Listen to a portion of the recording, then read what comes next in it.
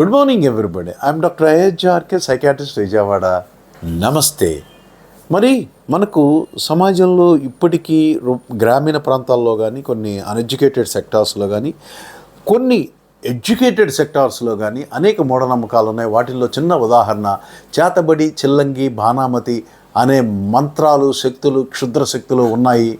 ఇవి కొంతమంది మాంత్రికులు, తాంత్రికులు వీటిని ప్రజల మీద అవి ప్రయోగించి వాళ్ళని నాశనం చేయటం, వశం చేసుకోవటము అనేది మనకు బాగా మూఢనమ్మకంగా ఉంది. నిజంగా ఇవి ఉన్నాయా అంటే మనిషిలోని మూఢనమ్మకాలకి సంకేతమే ఈ చేతబడి, చిల్లంగి, బాణామతి.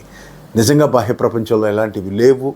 ఒకవేళ నిజంగా ఉంటే ఏ మనిషి ఇంకో మనిషిని ప్రశాంతంగా జీవించేదానికి ఆస్కారమే ఇవ్వడు.